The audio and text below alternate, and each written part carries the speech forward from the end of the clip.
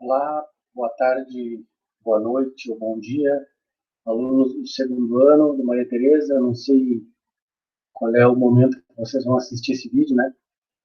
Mas eu preparei um vídeo para vocês sobre um conteúdo que é bem importante para a gente compreender basicamente o segundo ano inteiro, né? Muita grande parte do conteúdo do segundo ano é classificação biológica dos seres vivos. Em muitas escolas a gente vê isso lá no sexto ano, sétimo ano, depende. Aqui a gente vai dar uma leve pincelada nisso de novo, né? Para falar da classificação dos seres vivos e depois a gente trabalha a fisiologia humana.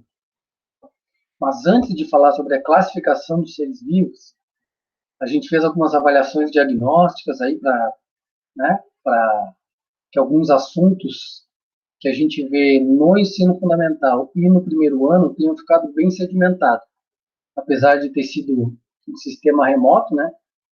Mas alguma coisa a gente precisa estar bem sedimentada para a gente poder compreender o assunto no segundo ano. Em breve aí, né? Segundo informações, a gente em breve já está no presencial de novo, então é preciso essa aula aqui para a gente conversar sobre alguns conceitos. Muitos de vocês já devem ter visto isso, alguns não lembram, para uns é novidade, mas vale a pena prestar bastante atenção, tá? Então, eu vou chamar isso de características dos seres vivos, né? Essa aula aqui, eu vou chamar de características dos seres vivos. Se, porventura, algum de vocês tiver interesse nos slides, não tem problema, eu salvo em PDF e mando para vocês, tá? Não tem problema nenhum para isso, para rever mais para frente, não tem problema. Então, o que é consenso? Todos os seres vivos apresentam características em comum, por isso que eles são considerados seres vivos, correto? A gente viu aí, nas aulas anteriores, seres vivos, eles respiram, eles se reproduzem, eles se alimentam, eles se movimentam, eles evoluem, eles têm metabolismo, enfim. São inúmeras características que definem um ser vivo, certo? E todos os seres vivos apresentam essas características em comum, correto? Porém, nem todos os seres vivos são iguais, né? Se eu pegar um fungo, pegar uma planta, uma alga, uma bactéria, um macaco, um rato, um ser humano, são todos seres vivos, correto? Mas são todos diferentes entre si. Porém, eles apresentam características em comum. Por isso que são considerados seres vivos. A gente já conversou aí na correção dos exercícios sobre os vírus, de serem considerados seres vivos ou não. Agora, o que a gente usa para diferenciar? Já que eles não são iguais, né, tem essa enorme diversidade, e inclusive por causa disso eles são classificados em reinos diferentes, né? Vocês todos já devem ter ouvido o reino animal, o reino vegetal, o reino dos fungos e assim por diante. Por que eles são categorizados em reinos diferentes? Porque eles têm características em comum dentro de cada reino. Mas o que define eu colocar a planta dentro do reino vegetal e um animal dentro do reino animal e o fungo não é nem planta e nem animal, tem o reino próprio? O que define? O que define são critérios. São critérios que a gente usa para diferenciar os seres vivos. Eu vou me ater aqui em basicamente 3 critérios, que é o número de células que um organismo pode ter, como é essa célula e o tipo de nutrição, a forma como esse organismo se alimenta, como que ele obtém energia para se alimentar, certo? Agora, notem que a gente está falando de célula. Então, a célula é o principal critério utilizado para definir se algo é vivo ou não. Por isso, os vírus não estão em nenhum dos 5 reinos que a gente usa hoje em dia para classificar os seres vivos. Por uma razão bem simples, porque os vírus são acelulares, ou seja, não têm células, certo? Então, o, o sistema de classificação que a gente vai usar daqui para frente não considera os vírus, porque vírus não tem célula, certo? Então, quanto ao número de células, o organismo ele pode ser unicelular ou ele pode ser pluricelular. Quanto à estrutura celular, como é a forma da célula, ou ela é eucarionte ou ela é procarionte. Em relação ao tipo de nutrição, ou é autótrofo ou é heterótrofo. Perfeito? Então tá. Em relação a cada um deles, ao número de células, o próprio nome, dentro da biologia vocês vão perceber isso. O próprio nome, o próprio conceito, a palavra do conceito já se explica. Unicelular, ou seja, organismos formados por uma única célula. Os protozoários são desse jeito, as bactérias são desse jeito, as algas unicelulares, alguns fungos chamados de leveduras são unicelulares, são organismos que a gente não consegue ver a olho nu. A gente necessita de um microscópio. Já os pluricelulares, pluri vem de plural, várias, multicelular também são chamados, os organismos multicelulares ou pluricelulares são formados por milhares de células. Os animais, as plantas, alguns fungos e assim por diante. São organismos considerados pluricelulares, perfeito? Então esse é o primeiro critério. Ou ele tem uma, ou ele tem várias. Quanto à estrutura celular, o organismo pode ser considerado procarionte ou eucarionte. De novo, professor, vai chegar na prova e vou confundir eucarionte com procarionte. Não vai se eu entender a raiz da palavra. Eu não preciso decorar. Eu preciso entender para nunca mais esquecer e as coisas fazerem sentido. Por exemplo, procarionte, cário significa núcleo. Onte vem do ente, do organismo, que possui aquela característica. E pró, de primitivo. Então, quem é um procarionte? Procarionte é um organismo que tem o núcleo primitivo. O núcleo existe, mas ele é primitivo. Primitivo por quê? Porque não tem uma membrana que isola o material genético. Eu não sei se dá para ver nessa figura aqui, mas em amarelo aqui, isso aqui é o desenho de uma bactéria, uma representação de uma bactéria. Em amarelo aqui, representa o DNA, o material genético, que determina as nossas características, no caso, as características das bactérias. Note que ela não está envolta por uma membrana. Ela é dispersa no citoplasma. Existe núcleo? Existe. O núcleo é onde está o material genético, mas ele não está isolado por uma membrana.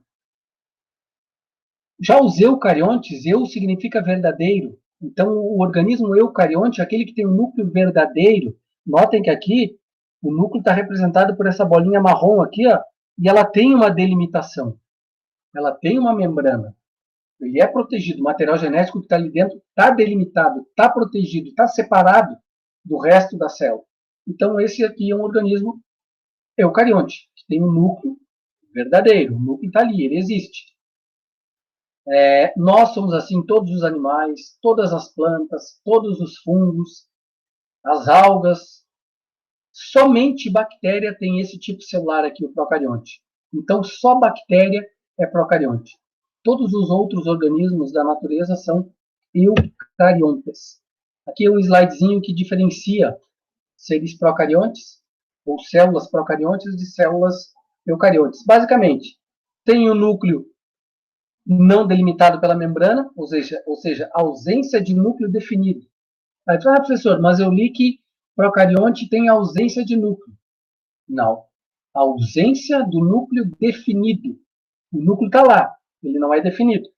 Já nos eucariontes, a presença do núcleo está bem definida, ele é verdadeiro, por isso eucarionte, certo? Quanto ao tipo de nutrição, os organismos podem ser chamados de autótrofos ou autotróficos, ou ainda chamados produtores. E os outros são chamados heterótrofos, heterotróficos, ou também são chamados de consumidores. Ah, professor, mais uma palavra para me confundir? Não, entenda o conceito, entenda a raiz da palavra que você nunca mais esquece. Autótrofo. Trófos significa alimento. Trófos significa alimento. de automático. Automático é aquilo que funciona por conta própria, funciona sozinho.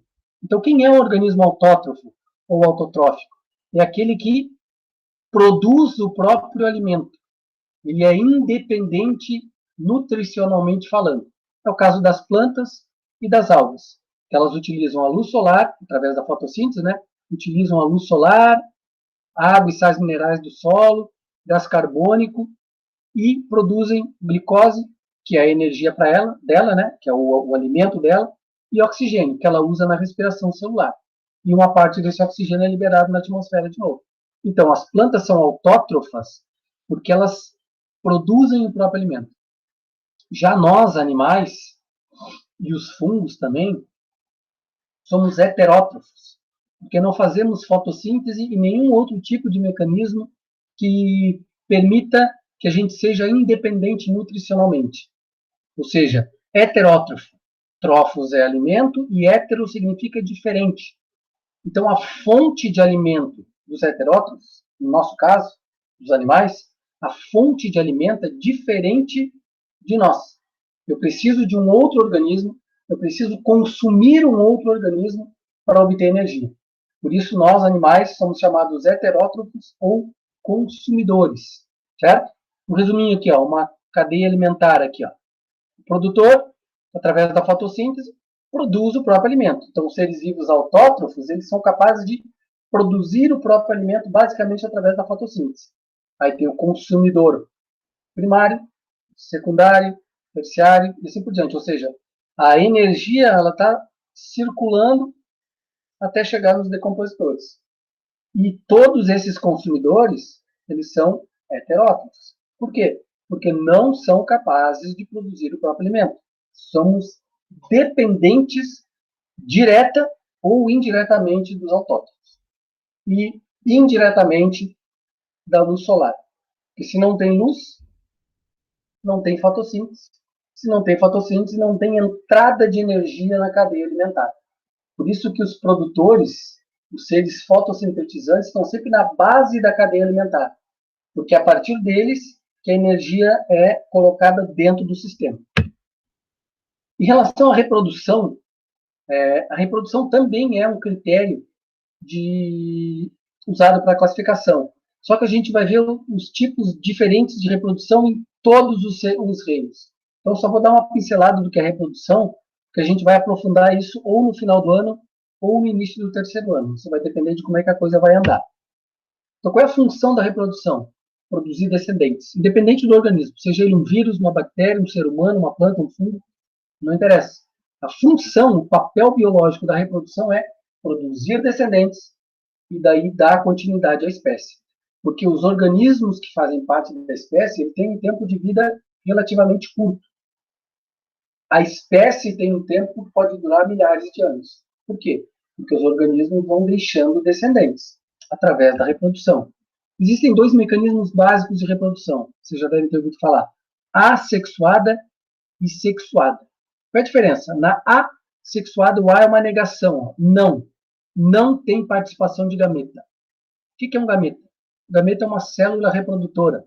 Vamos trazer para a nossa espécie, que fica bem fácil de visualizar, na célula da reprodução sexuada, há a participação de gameta. Quem é o gameta? Célula reprodutora. Célula reprodutora masculina, espermatozoide. Célula reprodutora feminina, o óvulo. Então, o espermatozoide é o gameta masculino da espécie humana, dos animais de forma geral, e o óvulo é o gameta feminino. Vão se fundir, né? E vão formar, através da fecundação, e formar a primeira célula resultante da fecundação, chamada zigoto. Mas não vamos se prender nisso agora, porque isso a gente vai detalhar, vai se aprofundar mais para frente. Mas só percebam a diferença entre assexuada e sexuada.